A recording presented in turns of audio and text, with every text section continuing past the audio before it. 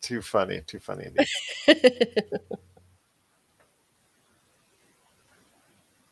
On this week's episode, Dune gets a part 2. Is it time to go back to the circus? And is Bill Murray actually going to be in Ant-Man 3? All this and more as we reach our next stop, the PCC Multiverse. And we're back with another episode of the PCC Multiverse. This is Gerald Glasser from Pop Culture Cosmos, Game Source, Inside Sports Fantasy Football, and the Lakers Fast Break. We truly appreciate everyone out there listening to all of our shows. And if you can, please give us a 5-star review on Apple Podcasts. Plus, if you can like, share, subscribe, follow, or do anything that you can to support us right here at Pop Culture Cosmos, Mannequin Media, Inside Sports Fantasy Football, Game Source, the Lakers Fast Break, Vampires, and Vitae. What? There you go. And if you can support any of these great things in the world and the realm of the Pop Culture Cosmos, plus we are the #1 tabletop RPG streamer on Facebook, it is sincerely appreciated. But it wouldn't be a PCC Multiverse without my good friend. She is the mastermind behind many of our games on Facebook, plus also a share of great news as well and content on the Facebook page for Pop Culture Cosmos. You got to catch what she's doing today at Vampires and Vitae. Also, the great things that she's doing with Warlocks and Whiskey and Wizards and Wine. Got it right this week. I'm really proud of myself. It is a good friend indeed. You got to check out what she's doing each and every time out. It is Melinda Barkhouse. And Melinda, great to have you back on the show. Good to see you today. Good to see you today. Good to see myself as well. And I don't say that in egotistical fashion. I'm just like, I made it to another day. I'm doing okay. Yeah. But it's going to be a great episode, Melinda. But before we do, can you give everybody an update on what's going on with the Double V? Wow, Vampires and Vitae. So our 4th episode is about to release as a podcast episode Friday. And then on Sunday, you will get a chance to catch the live stream right here on the Pop Culture Cosmos Twitch, Facebook, all of that good stuff, all the buzzwords. And it's Halloween, and there's some rumors of some pretty goofy costumes coming up on Sunday.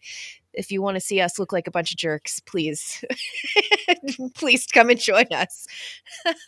Well, it's going to be a great time. I'm looking forward to catching it. Wouldn't you know, the only real thing that we've heard as an update in the world of pop culture for this Halloween is a Jeepers Creepers reboot. And I'm just so excited for it. Yay. But I can tell. Yes. Yeah. I did drop the trailer on that for you. So if anybody's interested, they can check it out on the Pop Culture Cosmos Facebook page. But we are going to have a great episode today. There is a ton of things to talk about. Not just major dominating news that we need to cover like 15, 20 minutes, but a lot of bullet points. Boom, boom, boom, boom, boom. And we're going to be hitting you out. Yeah.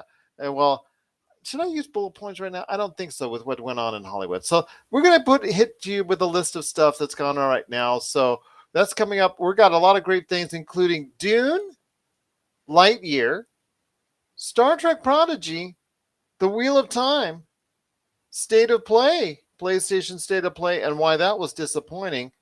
Are we headed back to the circus with Ringling Brothers and Barnum Bailey? I'll talk about that coming up here in a bit as well. Why you should not count out the French Dispatch. Ring of Honor, are they dying? Are they dead? Are they coming back? We'll talk about that organization if it comes back. What is it coming back as? We'll talk about that on the back end of the show.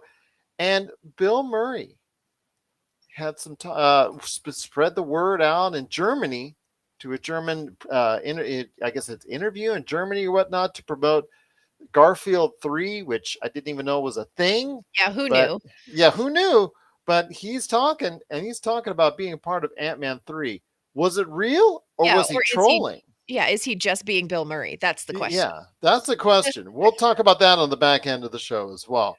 But first, Melinda, we talked about on the front end, the Monday show with Josh and myself about how there was a tenuous future for Dune and how it was complaining that Denis Villeneuve, who did a great job in Dune, because I've seen it. I've got to go see it in IMAX, but I have seen the television version. I'm really impressed by it. I was disappointed that he didn't get an agreement ironclad in place for a sequel, and then it had to be a kind of tenuous whether or not he was going to get it. It was based off of whatever it's going to do to the box office, and also what it's going to do on HBO Max, and everyone was on pins and needles. And, the Dunes fans were just biting their nails, chomp, chomp, chomp, chomp, chomp.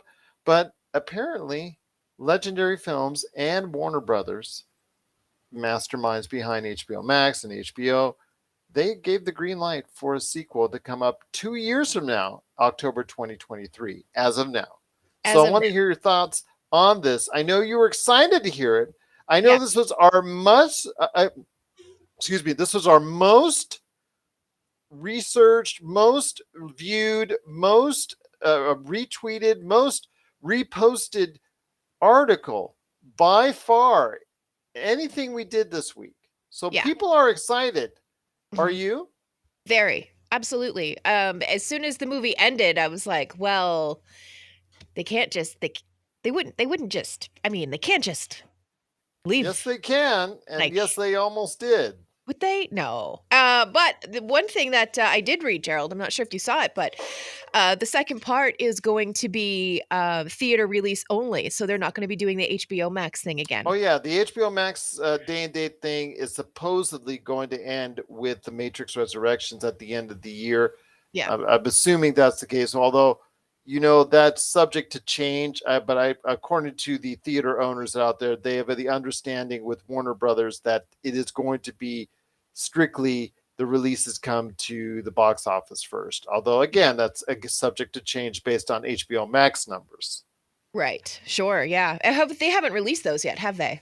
No, no. No. Well, I know it got 2 watches in this house, so there's 2 for sure. But it's been, I think, I'd say it's pretty strong enough to warrant it. The $40 million original take that it did in this opening weekend here in the US is okay. It's pretty good. It's not superb, but then again, it had the day and date with the HBO Max deal, and that got heavily pushed.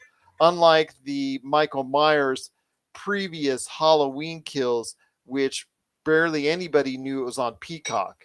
Right. So that was day and date there. So nobody really knew that. It was mainly pushed for the theaters, and it got a nice take there. But a lot of people did not realize that that was there. But with Dune, you knew it was coming HBO Max. That was something that they pushed hard and heavily. And it has a $220 million take up through last week, and it should end up somewhere in the 300 to 400 million when all is said and done. It's going to debut in China here any day now, so it should be about a 300 to 400 million dollar take when all is said and done, which is pretty good in considering the pandemic. If it was normal times, 300 to 400 million dollars would be kind of like, you Yeah, it know, would be mostly okay. I mean, because for instance, Blade Runner 2049 did not make $300 million, and it has not been greenlit for that third movie in the series as of yet. So it has reached a number beyond that. So I'm happy for Dune. I'm really excited. I very much like Dune, and I cannot wait to see the IMAX version. So I'm happy. It just shows me that I think a lot of people checked it out on HBO Max. Yeah, I think so as well. And what I thought was really exciting as well is that we're getting a series on HBO Max that covers the sisterhood. Yes, you Um, mentioned that. yeah, which is very intriguing. And to me, it was one of the really interesting parts of the movie. I was like, I want to know more about those ladies and what they're up to. There you go. Yeah, That's so going to I'm be. very excited about that. I wonder what kind of influence or how Denis Villeneuve, if he's going to be involved at all. I'm hoping because the fact that it was so stylistic, and Roger Dinkins, who did the cinematography on Blade Runner 2049, also did the cinematography on Dune, and it is absolutely stunning. So I'm wondering how this can translate to the Sisterhood series that will be coming up at some point in the future, HBO Max. I would love to see that same visual style, but I'm not sure because it's going to be a scaled down TV show. I'm not sure what we're going to get. Yeah, that's true. I hadn't really considered that part of it, but I think that the lore behind the sisterhood is certainly interesting enough to get people who really don't even know much about Dune hooked on a series. I think it's going to be really cool to watch how that kind of unfolds. I'm very excited for it.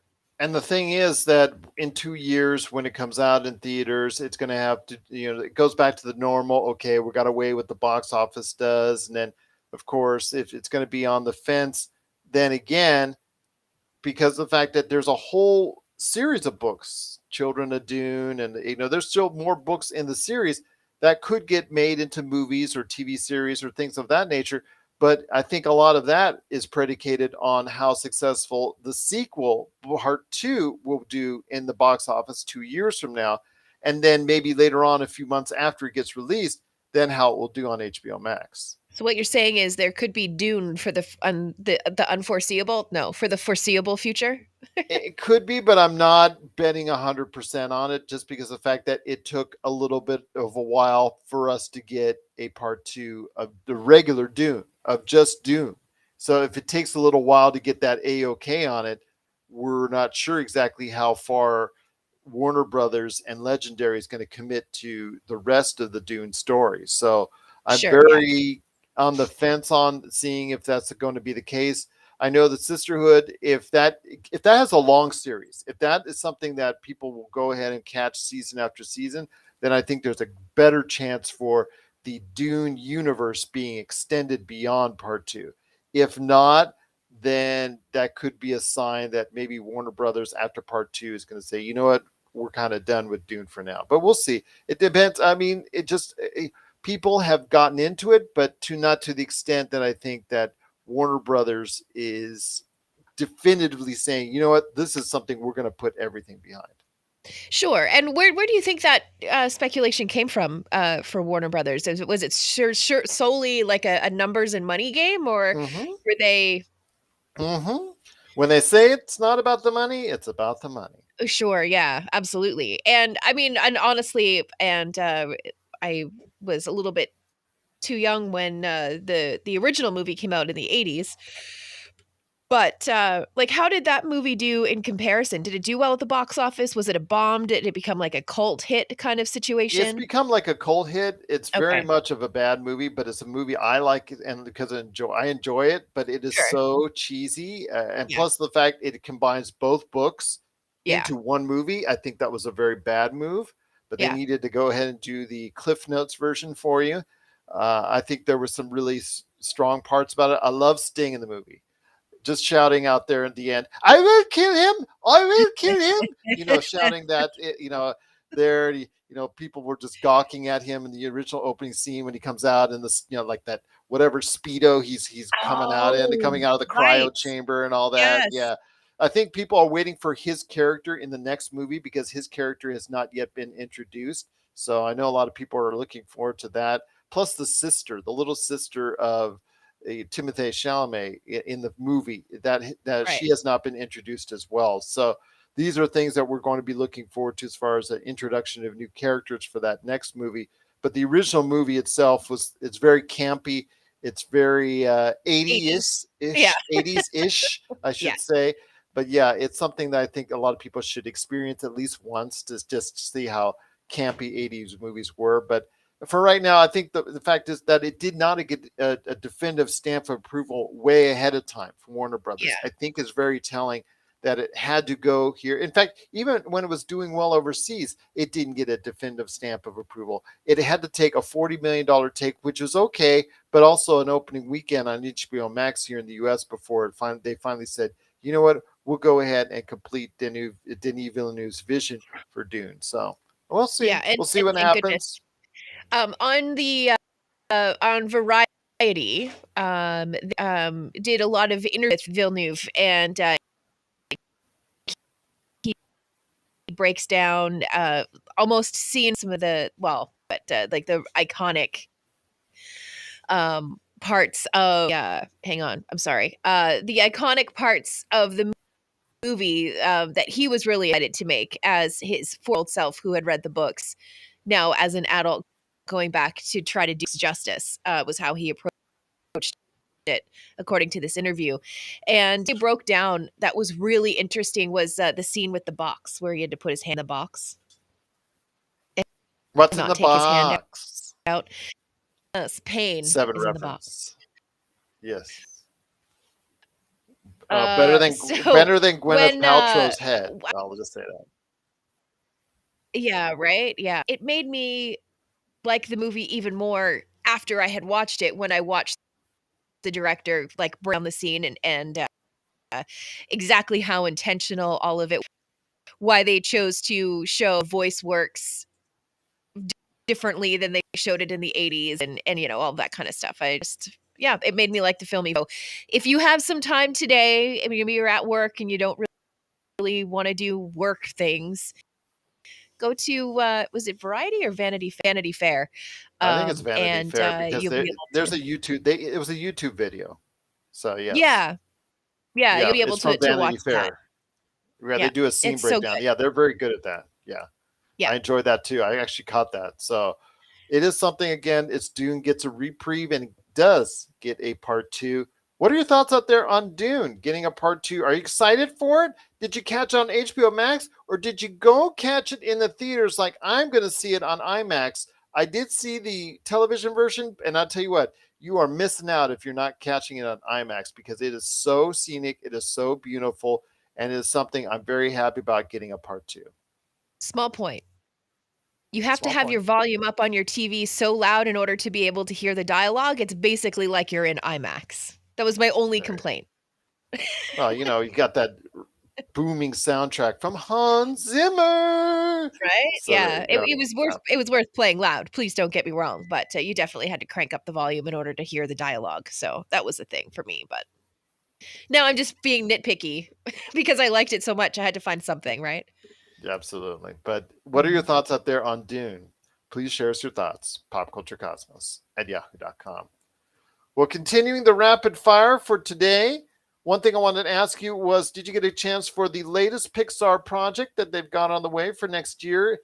The origin story for one of the most beloved characters in the Toy Story series, Buzz Lightyear, entitled Lightyear, starring Chris Evans. You didn't get to hear much of Chris Evans in this yet, but I really like what I see. And as someone who knows personally someone who does work for Pixar, I just got to say, I am very pleased with what I saw, and it's the most excited I have been for a Pixar movie in quite some time.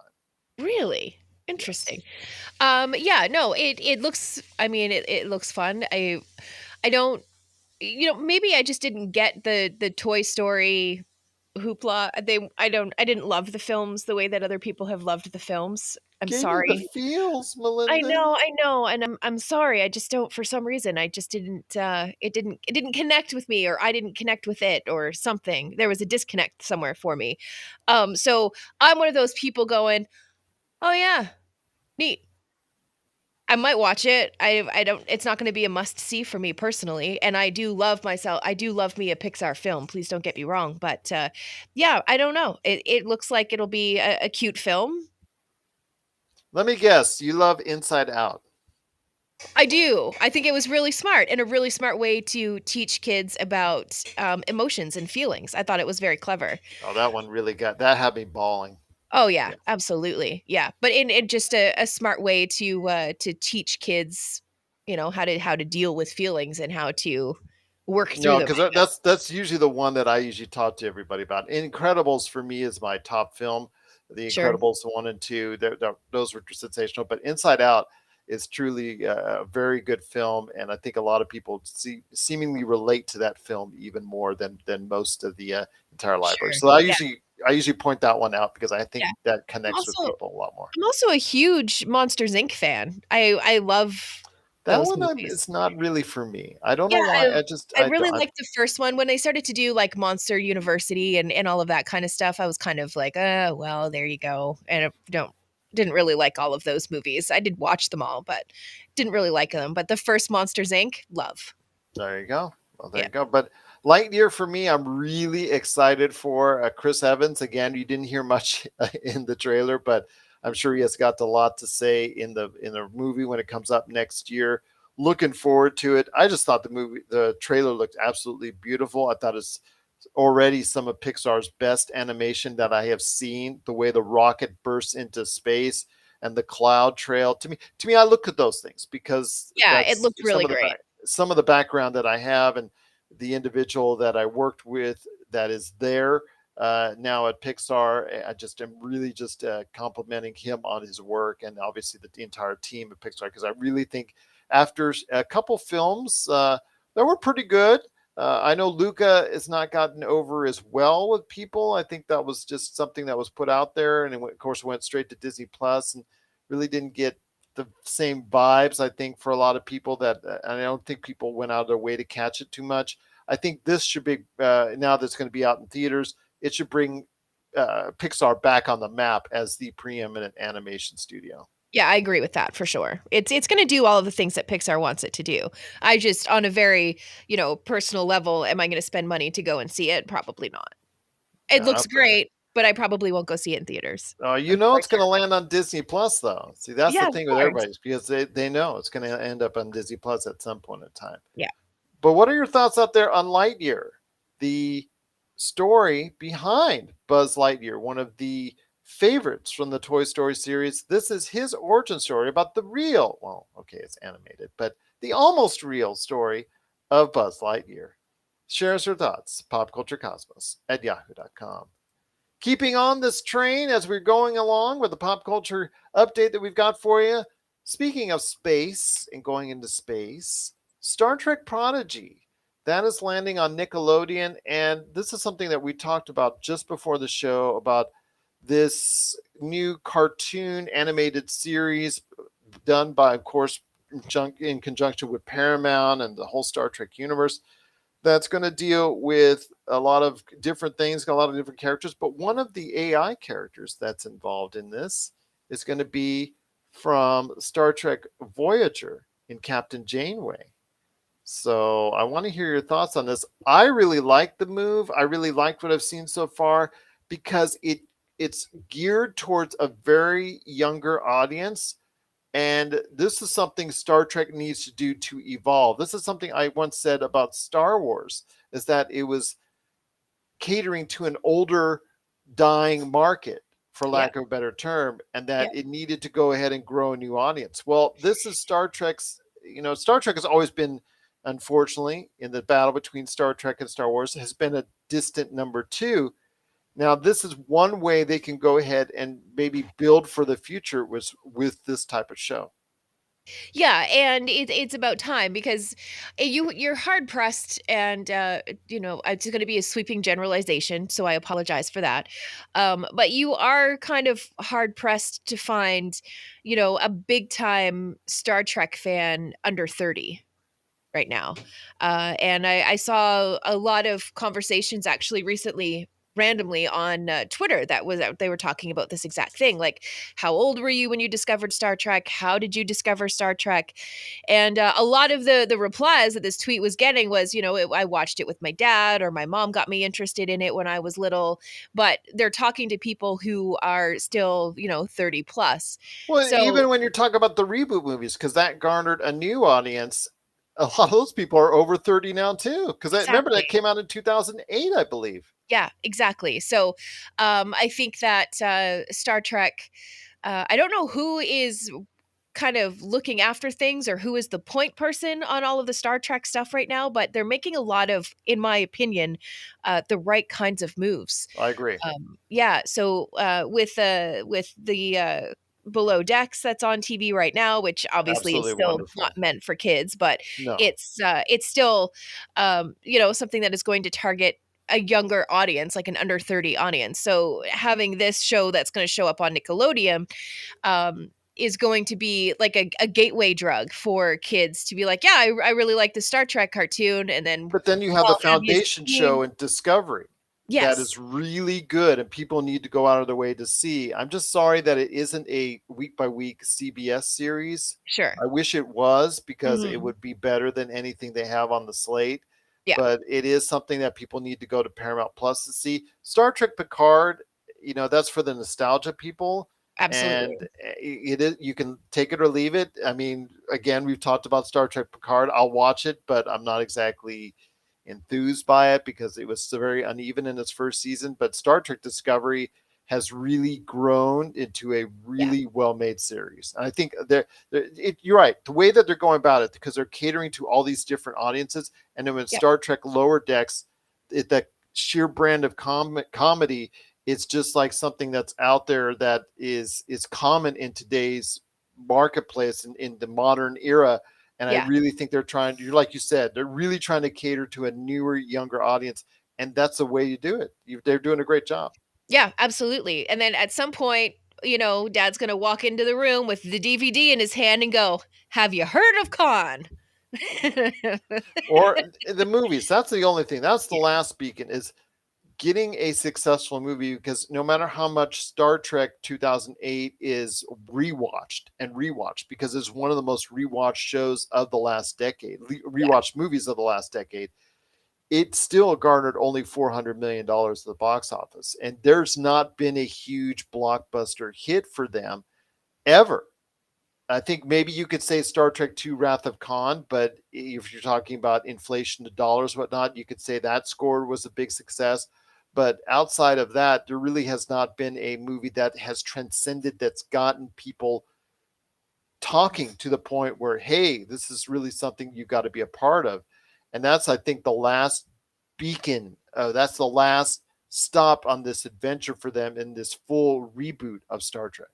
Yeah, I know that in Star Trek we don't talk about Kittimer, but I wonder if they took a series and explored some of the mythos that the Star Trek series and the Star Trek movies don't really seem all that keen in exploring a little bit. I wonder if anything like that would take off with an audience, because it's a big mystery about the gosh, I'm gonna get it wrong. I want to say Romulans and Klingons. I'm pretty sure that's what it was, but Well, Cardassians, Romulans, Klingons. I mean, you have that base, that mythos, like you said, of characters that are good, evil, whatever side that they're going to be on, depending on which series. It just, and that you have the crew, with the crew that's there, may put them in one last movie, because I really enjoy that crew. That crew seems to gel together and worked well together. I really hope they don't bring a new crew on as of yet, because I think it's in their best interest to have one last shot with this current crew that they have, or oh actually no. almost current crew that have, because it's Oh been no, since I 2016. can't remember what it's called, and I'm so upset right now with myself. I'm gonna say Praxis, and I know it's not Praxis. Axanar? Might be Axanar. It's the have you heard about that? It's the fan-made film that, No. was backed, it was crowdfunded, and it funded, like, millions and millions and millions of dollars, and, the movie is shot like it is, like a holodeck thing that you could call up if you were actually on one of the starships, and it goes through this historical battle between Starfleet and the Klingons.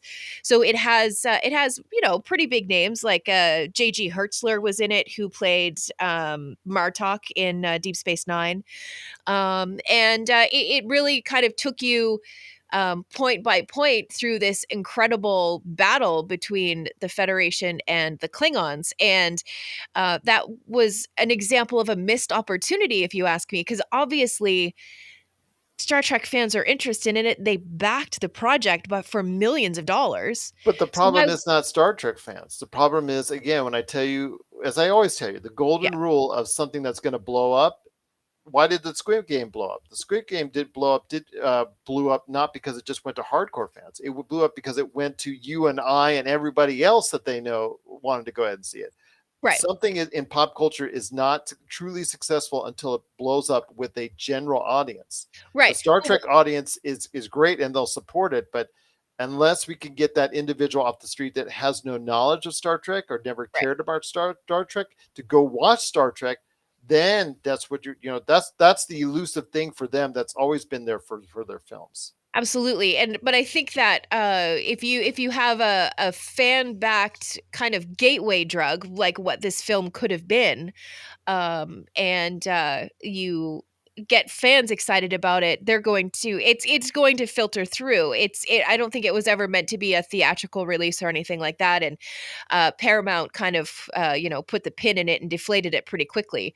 But to me that was a missed opportunity. It was a grassroots kind of movement thing, which is definitely another part of what they don't like to see with Star Trek, which is unfortunate. They kind of punish fans for being fans sometimes, it feels like, and that's frustrating as a Star Trek fan. But yeah, no, I like what they're doing. I like the it seems almost methodical steps that they're taking to get younger fans into it. And I hope that Star Trek never goes away. I think it's a wonderful thing.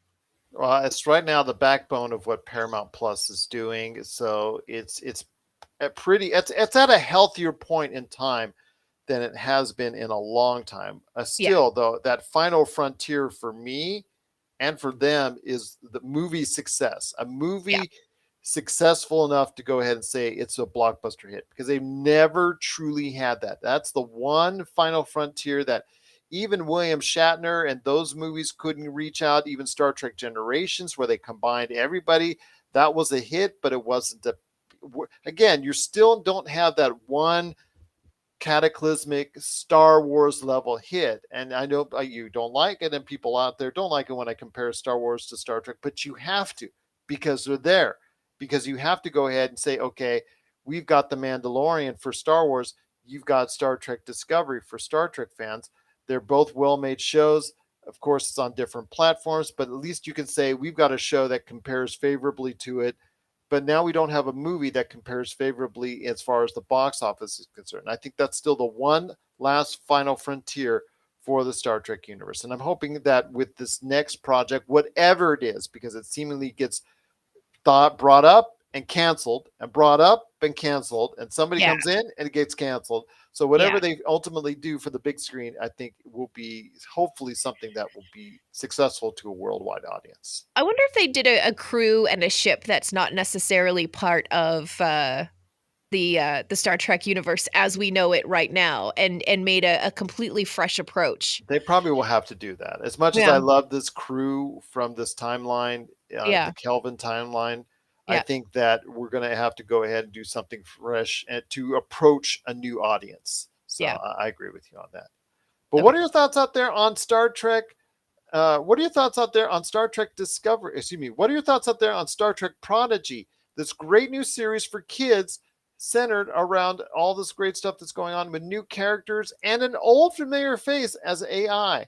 So share us your thoughts on this. It would be great to hear your thoughts, because if this is going to be this thing that's going to get kids involved with Star Trek, we'd love to hear your thoughts. Popculturecosmos at yahoo.com. Well, coming up next, Melinda and I are still going to be going out. We're running through all this stuff in pop culture, including the Wheel of Time. Could we be going back to circus? Well, I'm disappointed with PlayStation, the French Dispatch, and Bill Murray. Are they one and the same? Or is he going to Ant-Man 3? We'll talk about that and more coming up after the break. This is the PCC Multiverse. And we're back at the show. It's the PCC Multiverse. It's Melinda Barkhouse right there, and me, Gerald Glassford, right here at the Pop Culture Cosmos. You gotta, again, check us out, Pop Culture Cosmos on Facebook, where we post not only the latest news and trends of pop culture every single day, right there for you. We go ahead and follow everything that's going on there. Plus, we are the #1 tabletop RPG streamer on Facebook. And this young lady right here, she heads up not one, not two, but 3 of the most fantastic games that we have right there each and every week. So please check it out at Pop Culture Cosmos on Facebook. But before we head on out, Melinda, let's go ahead and run off a few more things. The Wheel of Time. You wanted to go ahead and drop. In fact, you dropped the latest trailer for it. It's a fantasy show coming to Amazon. Rosamund Pike, who's a really good actress, Yes. really done some good stuff. Even in the past couple of years, she's really done some good stuff. I think that people need to take notice of this. I know there's a little bit of strife behind the scenes that one of the actors has already left the series even before season 1 started, and has already gotten replaced for season 2. But I think the concept is really good. But please tell us why you're so excited for the Wheel of Time. Okay, so with understanding that we don't talk about the last season, I have been waiting and looking and searching and trying to find something that would replace the scope and size of story of Game of Thrones. And finally, I think we have found it. It's going to take the fantasy element of it and it's going to crank that to 11. The show, the footage that we saw in the trailer is absolutely gorgeous. I love the world that they're building. So excited for the story, and yeah, no, I'm very excited, and I happen to be married to one of the biggest Wheel of Time nerds on the planet, so even if I didn't like the trailer, I would still end up having to watch the show because that's what will be on TV when the show finally Well, drops. when that big fan that you're married to Yeah, finally gets the chance to see it, yeah, we need to get him on the show so he can talk about his love for it absolutely. Yeah, or his I disdain agree. for it. Well, hopefully it'll be love, because Okay. he's been super apprehensive about it because it's one of those books. Sorry, one of those book series that he holds very dear to his heart. Well, you got to remember, I mean, if Amazon will drop 500 million or $1 billion on the Lord of the Rings series, they got to throw some chunk of change at this. So, Yeah, and by the looks of what we see in the trailer, I would say that they've done it. And I mean, there's dragons, there's like really, really bad guys. You know, the dark one, he's awakening, all of that. It just looks so pretty. I can't wait to watch it. I'm so excited. I can't wait. I can't wait as well. It's something that we're going to be looking forward to. It is the Wheel of Time. The latest trailer is available on the Facebook page for Pop Culture Cosmos, so check it out. And if you really have got a lot of things to say in regards to your excitement, or if you're going to check out the Wheel of Time, please let us know. Popculturecosmos at yahoo.com. Melinda, I've got a little bit of a gripe, Uh-oh. and that is with PlayStation. PlayStation gave everybody advance notice of what they call their presentation that they throw out, because all these video game these console makers, Nintendo, Xbox, and PlayStation, they all got to do their little online little presentation things every now and then just to show you Sure. that they're alive and whatnot. Yep. They did a state of place. They did the state of play recently with all their first party titles that they've got, or at least a lot of them that they've got that they've announced, and they gave you an update on those, and a lot of them look really good. And we talked about that a couple of weeks back, but they showcased it was supposed to be a third party. A lot of some of the third party stuff that they're working on with third party vendors, third party studios, and things of that nature. And I was expecting something maybe working with Activision or working with some other, Rockstar. Or so. I was expecting big name third Sure. party titles to come into play with this, in order to go ahead and say, yeah, that we've got this working on. You know what? If you'd have said it was more like indie titles, or if you said it was more like smaller titles, I think it would have been, something a little bit better to approach. But the way that they approached this was something that was really going to be something big. Right. And unfortunately, what it was just, eh. I mean, the Little Devil Inside gameplay was revealed. Star Ocean: The Divine Force is continuing that franchise. The King of Fighters 15, it's getting a beta test. Bug Snacks is getting an update.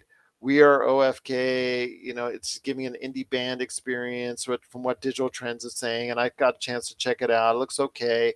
Deathverse, Let It Die, that's great and all, but these are not marquee titles that I think a lot of people or a lot of gamers are going to be looking for. I mean, they have some of them already niche audiences, but I was really kind of disappointed the way they set this up and didn't have really much to follow through upon. Yeah, that's always disappointing when you're expecting at least one. Just give me one Big big title, thing. big, Yeah, big, big. give me one Yeah, big thing. And when they can't deliver on that, it's like, well, I wasted my time logging into this today. yeah. That So was 20 minutes I like just my kind of time I disappointed. can't get back. Yeah. Well, there you go. A whopping 20 minutes. But yeah, no, it's always a little bit That's heartbreaking one when third of our show. that's true. That's true. That's true. Well, thank goodness we didn't give them a whole lot of airtime, right? But you know That's what? At 20 the minutes same of time, Roger complaining about on Mondays about what's going on with his computer. yeah, right. But really, good for the indie titles and good for the people who work in those smaller studios, getting the chance to step out onto the big platform. Good for them. Absolutely, and I welcome that, but I would have been a little bit better. To me, it would have been a better, and if as far as been handled a little bit, presented a little bit differently. I think Sure, yeah. that a lot of these studios that if they're not able to show it at E3 for for some reason, they should find a different platform to showcase it on. I mean, Jeff Keighley does his thing with the award show during the last part of the year in December. I think that's a great time because that sets up for a lot of things. But again, that's just it's a little nitpicky stuff. I know it's for these studios, it's a big thing for them. It's just that when PlayStation hypes it up, I'm expecting a lot more. And lately with that and the Nintendo Online snafu, that's a lot of people are having issues that Jamie Monroy from GameSource talked about previously last week. I just something that we're just it kind of bugs me, but I'm guessing I'm not surprised in the world of microtransactions and ways that these video game companies and these console makers can try and go ahead and get a little bit more out of you. I guess this is what I'm going to get with delays and launches and obviously Cyberpunk 2077. So it's just little things like that. I just try to find enjoyment from my video games, and sometimes it's just getting a little bit harder to do so. Yeah, it's almost starting to feel a little bit tedious, to be honest. Yeah, I agree Yeah. with you on that. But did you enjoy the state of play from PlayStation, focusing on third-party games, smaller titles, niche titles, but still really good stuff if you're a fan of indies and whatnot? But did you want something more like I did? Share us your thoughts, popculturecosmos@yahoo.com. Well, before we hit the break, I wanted to know, Melinda, if you're ready to join the circus. I'm Because, always ready to join the all circus. right. In fact, I'm pretty sure I live in one. Oh, don't tell that to Rob. But with the announcement that Ringling Brothers and Barnum Bailey could be coming back as early as next year for circus shows that are going to be traveling once again around the country, I thought that was great news. But, and there's always a but on this, there is Always. the very real possibility that there will be no animals involved, which is a good and a bad thing because of the way that animals have been treated in these circuses, gotten a lot of bad publicity in the final years that these circuses were around Yeah. that had animals in it. It was very bad publicity. You saw the conditions, a lot of stuff. PETA was really going to town on them, and deservedly so, because the mistreatment and whatnot. But when I showed my girls, when I took my girls to the circus, or earlier in their lives, they're probably one of the last groups of kids who will be able to see possibly animals interacting with the circus, and obviously with the circus acts that's going on there. So I think for future generations, which we talk about when we talked about Star Trek Prodigy, they won't be able to get a chance to see the animals interacting in these circus acts, which is a good thing because of the physical cruelty that sometimes happens, as we've seen. But it's kind of disappointing because of the fact that they don't get to really understand what a circus, the way we saw it, truly was. Have you seen the show Alter Ego? No, I haven't. No, it's a singing competition that's on TV. I've heard But of it, but yeah, you perform as a digital avatar of yourself instead of you stepping out on the stage yourself. I've heard of it. Yes. Yeah, it's really impressive technology, and I'm just starting to wonder if we won't have digital animals in circus. Is that the same thing though? Well, I mean, if you don't know the difference, you don't know the difference. And Yeah, to that be is true. honest, the show, I mean, think of the show what you will, but that technology is pretty impressive. I mean, it's not amazing yet, but it is very impressive. So maybe there'll be something along those lines that happens in the circus. Possibly. Yeah, I mean, it probably obviously it's obviously going to be better for the animals, than Yes. the treatment of those animals, which is and should be the first and foremost concern. And I'm not trying to dissuade or lessen any of the treatment of these animals at all. And that's Yeah. something, but it's just a thing where you lose something when taking some to the circus and they're seeing it the first time and they're not seeing it the way you used to see it and having the Right. same type of fantasies or same type of enjoyment or the same type of experience that you once had. Yeah, I understand that, but there could be technology and tech ways to work around that. I mean, yeah, sure, it's still going to be a bit of a superficial experience, but I don't know. You may be surprised. I may be surprised indeed as that digital lion, bites the head off of the guy that's trying to control it or whatnot. Well, you And then, see, it significantly lowers the opportunity for things like that to happen. well, and then he pops his Or head is up. that I'm part okay, everyone. of or is that part of why you went to the circus to see when Exa- things went terribly wrong? exactly.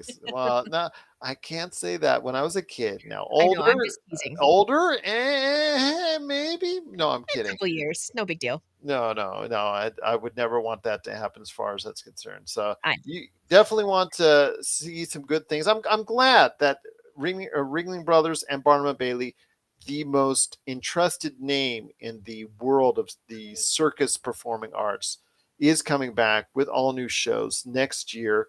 Looking forward to it. Maybe even I'll take the kids one last time to go ahead and experience it yet again. So because they don't really remember the circus very much. They don't have many memories of when I took them to the circus. So we'll see. Maybe we'll go ahead and do it one more time just for kicks. I'm But trying to think if I've gone to a circus proper or if I mean, I grew up in kind of like in the well, country, you so there said you was have like one at your house. there Yes, true. But I think I've only ever been to like, the country exhibitions to see like the ox poles and stuff like that. I don't know that I've ever been to a proper circus with animals. Interesting. Really? Yeah. Weird. Oh, okay. Weird. I've just thought, it's Hmm. something that I was able to be fortunate enough to see as a kid. But again, understanding the world we live in, understanding the fact that if these animals are not treated fair and not treated correctly, then there shouldn't be a circus. Let's Agreed. put Yeah. that out there.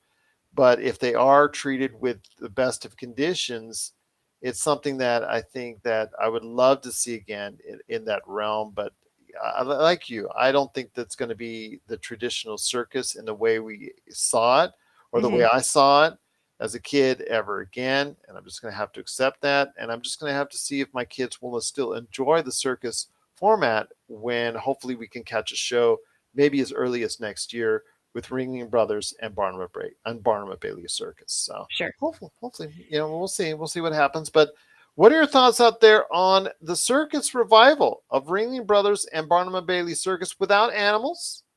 And but the revival is there, and it's a possibility that it could happen as early as 2022. Please share us your thoughts. Popculturecosmos at yahoo.com. That's the music I love. I just love that, for altogether different I reasons. understand it. I understand. Yes, yes. That's what I think we should play that theme during our Monday Demolition Force I couldn't episodes. agree more. I couldn't Yes. agree more. But coming up after the break, we're going to go ahead and talk about the Ring of Honor, wrestling promotion, and its troubled times, the French Dispatch, and why you should miss it, and also Bill Murray. Is he in Ant-Man 3 after all? We'll talk about this coming up after the break. This is the PCC Multiverse. And we're back to close out the shows, the PCC Multiverse. It's Gerald Glassford, along with my good friend Melinda Barkhouse. We truly appreciate everyone out there watching and listening. Cannot thank you enough for doing so. Again, we are on radio stations all around the world, and we truly appreciate every single one of them playing our shows, plus everyone that listens to us on every single podcast outlet. So I want to go ahead before we close on out. We're going to have to go. I know that. Your thoughts on the French Dispatch, because the French Dispatch just debuted in theaters alongside Dune.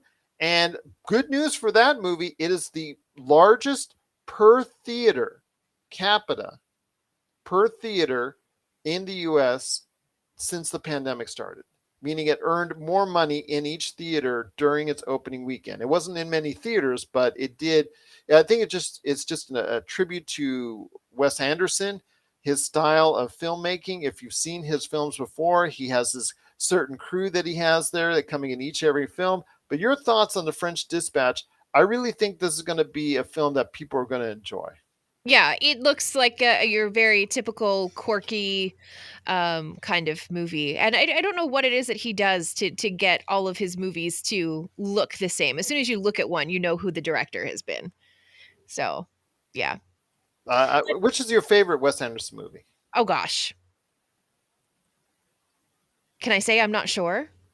Okay, because he's got several So that many. I like. Yeah, Yeah. absolutely. I mean, there's still a list of movies out there. In fact, maybe Josh and I can touch on those movies when we come back on Monday's show. But yes, it is The French Dispatch. It is something that I think people should go ahead and catch. It's getting very good reviews, very strong reviews. So please, if you're out there and you've watched The French Dispatch, or if you're going to check it out, please let us know. popculturecosmos@yahoo.com. Well, before we head on out, speaking of The French Dispatch, someone who is always in Wes Anderson movies, Bill Murray, Yeah. he recently quoted to, I think it was a German news outlet while he was Yeah, German promoting, newspaper. yeah, Yeah. while he was promoting the wonderful Garfield 3, which I didn't even know existed on this planet and didn't know I needed or didn't know I wanted. He indicated that he was going to be a part of Ant-Man 3. Yeah, And he was talking about how he got to know the director and really enjoyed the director and just kind of wanted to see what it was like to be involved in a Marvel movie, so he signed on and do nobody you has believe it? confirmed. I don't know. It's Bill Murray. You can't be sure, You can't be sure. I mean, it can't be anything more than a cameo. It's right? yeah, it just is Is Bill something. Murray being Bill Murray in the Marvel universe? But he Yeah, I says mean, that he we plays saw a him in villain. Zombieland being Bill Yeah, Murray. yeah. He says he plays a villain. I'm very confused by this. I have a feeling that he is. If it's anything, it's nothing more than a cameo. I really don't think that he's going to get extended time on there because I just don't think he has the time. His schedule's, Right. he keeps busy even at his age. So he's got the Ghostbusters coming up. I'm sure he's going to be doing some promo work with that and all that. So I don't know. We'll see. I'm on the fence on believing this. In fact, you know what? I have to see it to believe it. Let's Sure, put that's that. fair. But at the same time, Paul Rudd and Bill Murray on the screen at the same time, I'll Bill watch that Murray, movie. Bill Murray and Paul Rudd. Yeah, I would watch that. There you go. Absolutely.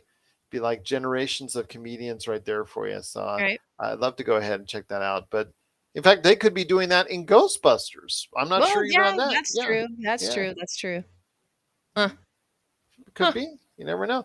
We'll see. But we're on the fence on Bill Murray being a part of Ant-Man 3 Quantumania.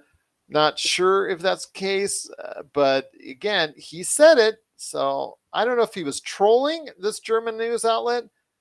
He may have been because it's Bill Right. Murray. Yeah. It always leaves you up to questions. So we Yeah. want to hear your thoughts. If you want to see Bill Murray and Ant-Man 3 Quantumania, please share us your thoughts. popculturecosmos@yahoo.com. Well, Melinda, it's been a great show. Cannot thank you enough, as always, for being a part of today's program. But any last thoughts on the way out? Go Star Trek. Go Dune. Go Okay. show about the sisterhood. Go Vampires and Vitae. Vampires and Vitae. Yes, please, absolutely. Go check out what they're doing this weekend. It's a special Halloween episode It coming is, this yeah. weekend. And where can they check it out at? You can find it right here on the Pop Culture Cosmos Twitch. You can find it on the Pop Culture Cosmos Facebook page. You can find it on the Vampires and Vitae Facebook page. That's for the live stream. For the podcast, you can check it out anywhere you would get your podcast. All right, couldn't have said it better myself. So for Melinda Barkhouse, this is Gerald Glassford. It's another beautiful day in paradise right here in the PCC Multiverse. We thank you for listening. And here's hoping you have yourself a great